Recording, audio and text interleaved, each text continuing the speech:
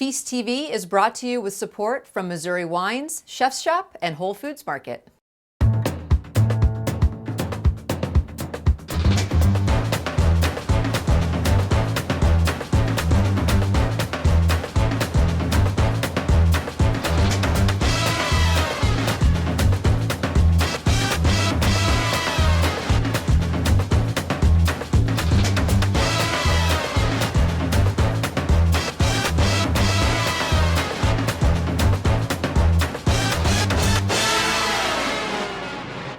Welcome to the December episode of Feast TV. This time of year is about all things celebratory, so of course we're making donuts and pairing them with champagne. We're actually going to make two different kinds of donuts this month. One is baked and the other one is fried. I want you to be able to see the difference in that approach. I am going to be pairing this with a fantastic vintage brut from Stonehill, which is located in Herman, and I always like to pop open a little bubbly on Christmas morning. First up, we're going to meet John Perkins and hear about his plans to morph agrarian to Juniper. Then things get strange in Maplewood at Strange Donuts. Next up, we're going to get a cookie decorating demo from the folks over at Colleen's Cookies. Then it's off to Pastaria to meet pastry chef Anne Croy. And then we're going to wrap things up at Juniper with John Perkins to see how his plans turned out. So now let's head over to Juniper and meet John Perkins. The reason why I wanted to do a real restaurant as opposed to another pop-up was I felt like we were coming to a point in the life of our business where we had to make a commitment to something. And it wasn't just about being creative anymore or just having fun and changing concepts every couple months, which was great, but it seemed to have a built-in limitation to it. I think in the end, it became confusing for my customers and for the folks in the neighborhood. They weren't ever really sure what was going on here. The primary reason why we went so quickly was because I'm a small business owner. We don't have a lot of resources. I had to get open as quickly as possible to start bringing in money to actually pay for the work that was being done. So we actually started the transition the last night of the Agrarian, which was October 5th. And then that night after we closed, instead of having any kind of celebratory drink or anything like that, we basically cleaned up the bar. We moved all the tables over to the far side of the wall. We basically completely cleared out this space. We had a 2-week time frame, basically, actually less than that. So work was to start on October 7th, which is a Monday, and then we were gonna open. We did open on October 16th, which is a Wednesday. And we actually didn't get all of really going until Wednesday the 9th, I guess. And we did everything by that Tuesday. So less than a week is really the time frame that we accomplished all the work. It was really amazing the amount of stuff that was accomplished in a small amount of time. And I was just excited to see what it looked like. And it looks better than I thought it was gonna look like. And given the amount of work that had to be done, it was just exhilarating, probably more than anything else. So the first donut that we're going to make is a baked donut. And Tori Bond over at Schnucks Cooks Cooking School is the creator of this fantastic recipe, which is super, super easy. Just flour, salt, some baking soda in here, and then nutmeg, which is optional, but I think you'll find that it doesn't taste like the donuts that you get from the donut shop if you don't add the nutmeg in. And always, always, always use fresh nutmeg. So we're just gonna lightly whisk this together just to combine it. Very easy. And now we're going to cream the butter and just the granulated sugar. You can use a stand mixer with an attachment, but if all you have is one of these guys, that works too. Now you want this to be fluffy, which essentially means that the butter and the sugar are very evenly distributed, and all of those little sugar granules are coated with the fat from the butter. Now we're just adding in 1 egg. We're gonna add half of our half cup of the milk and just blend it in. And you can see immediately it begins to look like a batter, like a traditional batter. Now we're gonna add in the other half cup. The dry ingredients are gonna go in 1/3 at a time. The recipe says that you're supposed to use a pastry bag to get your gorgeous batter into your donut pan, but I'm gonna show you a trick because you might not have a pastry bag at home. We're actually just gonna use a standard gallon size Ziploc. Just turn this inside out and spoon your batter into the bag. And just with a pair of scissors, you're gonna snip the end off, and then using even pressure at the top, you just pipe this in. Could not be easier. And I know it doesn't look perfect, but it will fill out as it's baking. I'm gonna pop this in the oven, and while this is baking, let's head to Maplewood and visit Strange Donuts. I think that being authentic is super important, you know. You never want to be expected. You always want to have something that's interesting, you know, and you always want to be yourself, because like there's one of you, you know, so you should own that.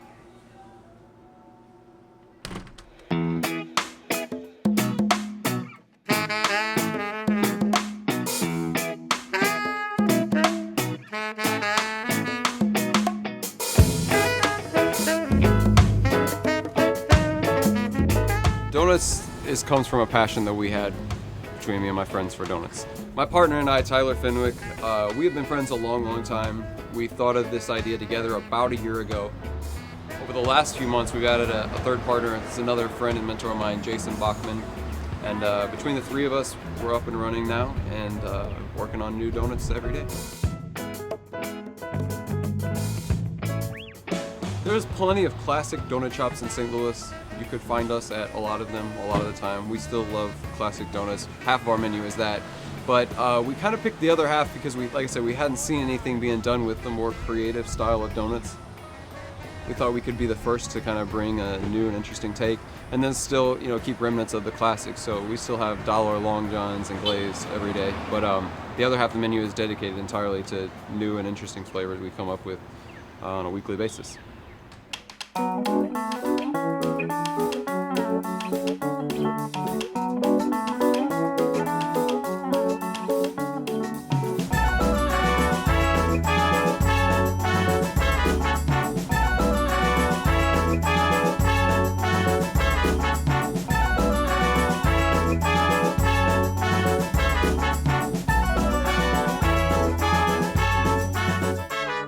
Like I said, we have classics, but the creations that we've been working on so far, we have one called Campfire, which is a s'mores donut.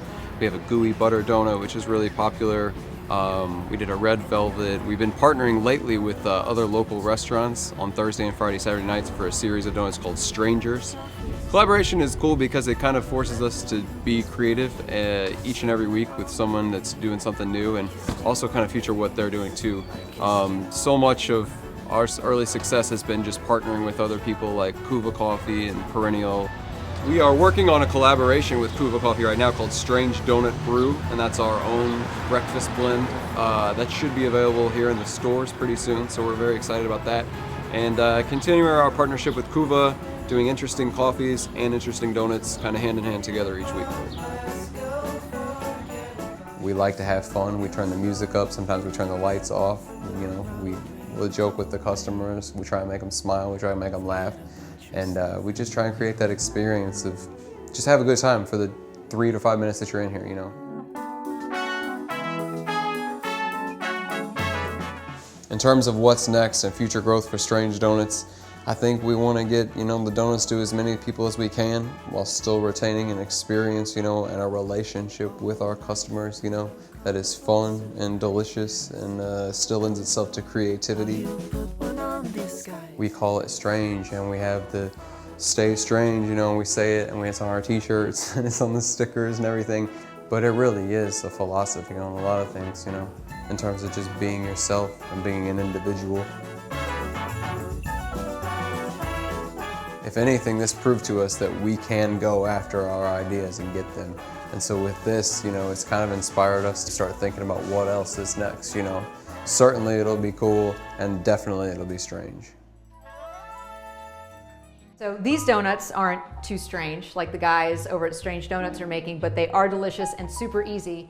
We're going to dunk these in a cinnamon sugar combination.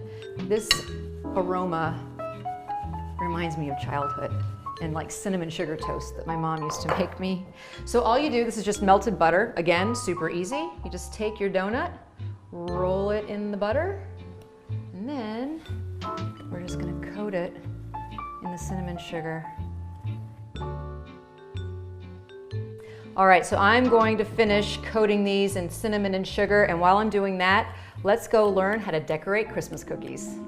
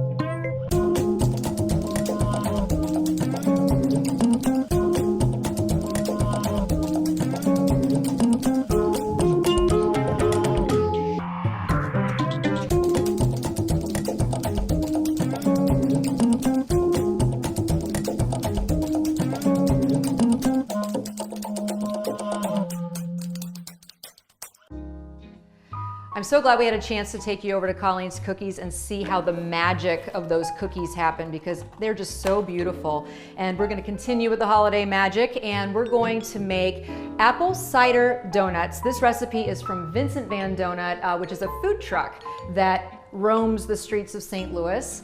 And this recipe is going to be a traditional fried donut, which we all love.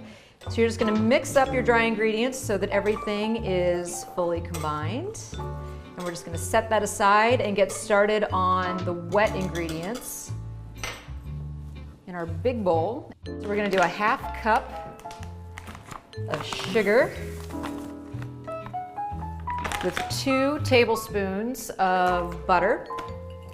And we're just going to blend that on medium speed. Now 2 egg yolks. So we're just going to separate our eggs.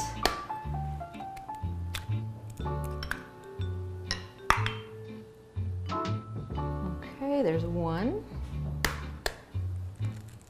and 2. Now we're going to add in that very important ingredient, the apple cider. And this apple cider actually is local. It was made right here in Centralia, Illinois. You could use apple juice if you can't find apple cider. You'll still have a slight apple flavor, but that apple cider is just going to give it so much more richness and pronounced apple-y flavor to the donut. Okay, and we're going to be using buttermilk rather than regular milk for this recipe, and it's going to give just a little bit of tang and, again, a little bit of richness to the flavor of the donut. And then just a tiny bit of vanilla, just 1 teaspoon. Okay. Now everything's fully incorporated, so I'm going to add in the dry ingredients just a little bit at a time, just like we did for the baked donuts. Again, easy, easy. We do have some recipes in the magazine for yeast raised donuts, and if you want to tackle something like that, feel free, but you don't have to do something that takes that much time to give your family donuts on Christmas morning. This dough is going to rest covered in the refrigerator for just about 15 minutes. And while it's resting, I want to introduce you to Anne Croy over at Pastaria. She's going to show you an Italian approach to donuts.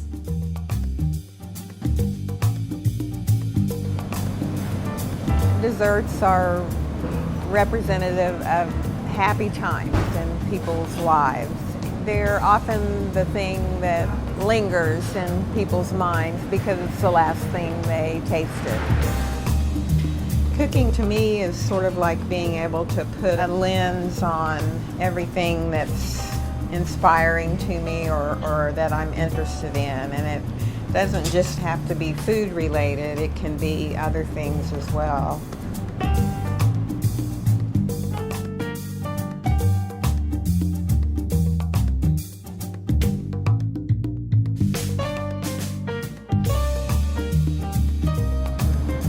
This morning I'm going to show you our donut making process for our brunch service Saturday and Sunday mornings. Our fillings for the bomboloni are a nice rich vanilla bean that also incorporates cream cheese. We've done a house-made Concord grape jelly, a blackberry ricotta, done a chocolate hazelnut. This is our gelato case at Pastaria. It's one of the big draws here at the restaurant.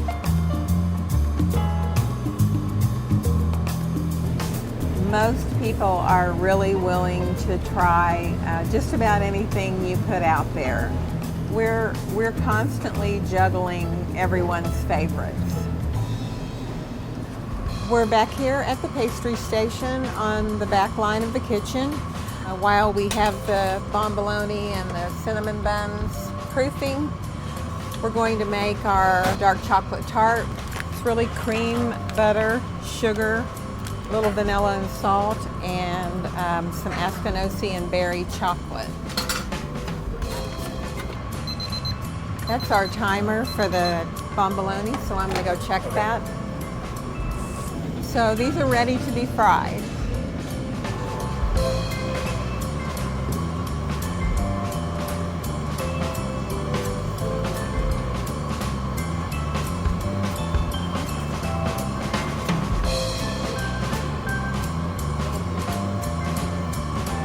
In my first career, I would reach a point where things had gotten stale and I just wasn't interested in what I was doing so much anymore. And I would always revert back to cooking as something that was very natural and very automatic, very relaxing, and really very creative to me.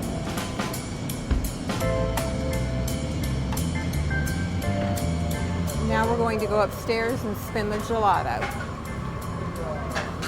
It's a simple process. There's a beater bar. It's poured down in the freezer. I chose this flavor because it's maybe my favorite. It's really indicative of Italy, I think, and it's called burnt honey star anise. And it'll take approximately 10 minutes.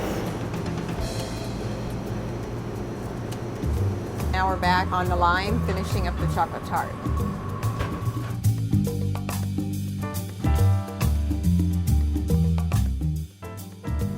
I feel like the restaurant industry has, in many ways, sort of caught up to the things that I believe in, the things I feel passionate about, which is working with small farms, buying local produce, being more conscious about the ingredients we're using. And I was presented with this opportunity. I knew that I guess the sparks could fly. It's richly rewarding. It's more rewarding really than anything I've ever done in my life.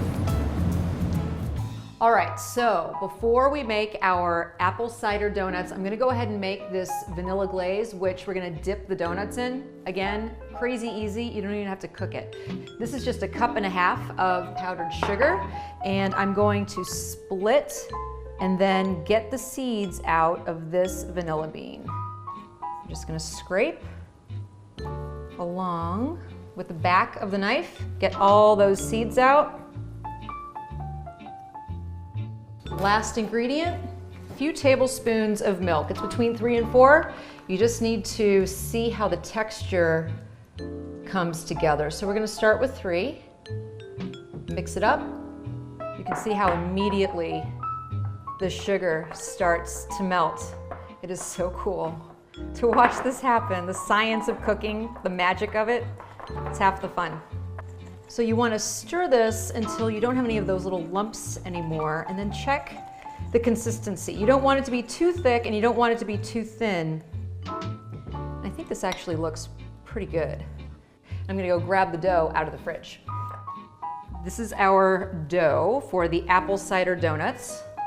We're gonna put this on the countertop, and we're just gonna roll these out and cut them. So of course, you want to put a good amount of flour down so that things don't stick, because this is a slightly sticky dough. So don't be afraid, it's going to make a little bit of a mess. And in fact, I'm going to roll it in the sleeves. Pull the dough so that it's flat. You want it to be 1/2 to 1/4 inch thick.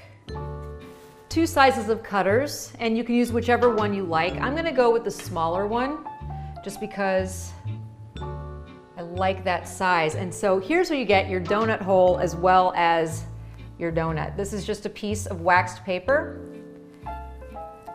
Just let that come out, and there you go. So just continue cutting all of your little donuts. And once we get through this, we're gonna fry them. 2 things you want to have on hand when you are frying. One thing is a spider. This gadget is absolutely indispensable. It's going to help you fish out that donut. And because it's not a slotted spoon, all the oil is going to fall right through. You can use a slotted spoon if you want. This is going to be better. And the second is you want to have a thermometer so you know what the temperature is of your oil. If the oil is too low in temperature, all that oil is going to be absorbed into the donut rather than making it nice and crispy on the outside. So it's going to like oil log the donut. If it's too hot, it'll cook too fast and you'll burn it without fully cooking all the way through. Carefully, carefully drop these guys in, and you can see they come to the top right away. So keep an eye on it and flip these over. This is not something you want to just walk away from. Don't go like watch TV while you're doing this. So you can see that these are now just perfectly golden. Fish them out, put them on your paper towels. Again, so easy. I mean, who knew making donuts was this simple? I'm gonna finish up all these donuts. Let's head over to the Central West End and meet back up with John Perkins to see how Juniper turned out.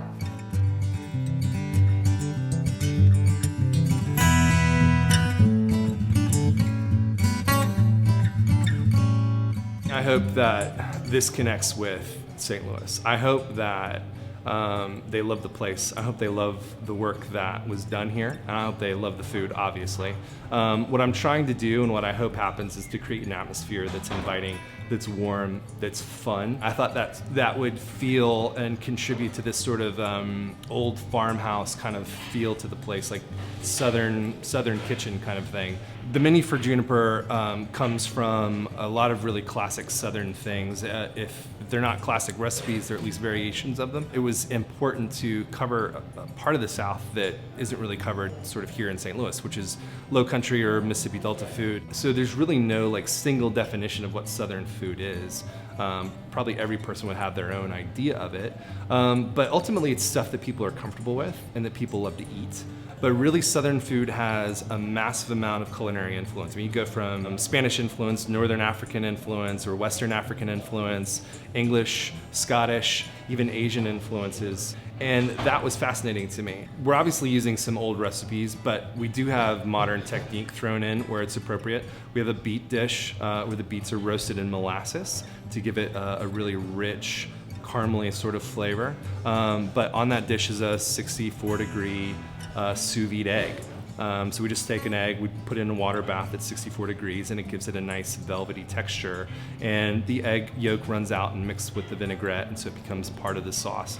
Just little techniques like that that help modernize what we're doing. One of the desserts is a Huguenot torte, and it's one of my favorite stories actually to tell about some of the menu items. Huguenot torte came from the Huguenot Tavern in Charleston, South Carolina. It was made in the 50s, made really popular in the 50s, and it's a fantastic recipe. I definitely care a lot about the look of the place, and so I wanted something that looked Southern, that felt comfortable. So what made sense, there's a little bit of an industrial feel in this space, so kind of working with what already existed and then adding little bits to it, like the bird cages in the front window. Even the fonts in the name fit, kind of evoking a certain feel. I knew that the fridges were gonna be conversation pieces, and they have been. They're also practical. I worked with Rustic Grain to design and build the bar. So we built out a frame, and then they put on old barnwood and this wood top as well, which came from some old shipping containers for calendars about 100 years ago. I mean, the bar has been a big thing. People can see the bar walking past it, and they turn around, they come back in. People sit down at the bar, they order food. And the dialogue that happens over the bar is a lot more common than it was before. At our previous bar, there wasn't really room for anybody to sit down. And clearly there is here. And so people are taking advantage of that, and that's been really just great.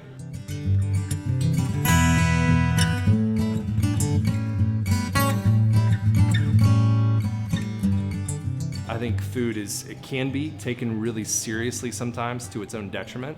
And what I want to have happen here is for it just to be a fun, joyous atmosphere. You come to eat and it's just a great time. So I hope that happens. I hope that translates to the folks that come and eat. And then I hope it's successful beyond my imagining of it, you know? And then I have to ask the question, what's next? Which would be another restaurant probably. That would be ideal. I don't know if that's gonna happen, but that's what I hope for. They've cooled down just a touch. You just take your donut, put it inside of your vanilla glaze like that, and that's all you have to do. It's kind of ridiculously simple and totally delicious. I am pairing this dry vintage Blanc de Blanc sparkling wine from Herman, Missouri. It's actually made by Stonehill Winery with all of this sweet decadence on my platter. And so cheers to the holidays, and I'll see you next month.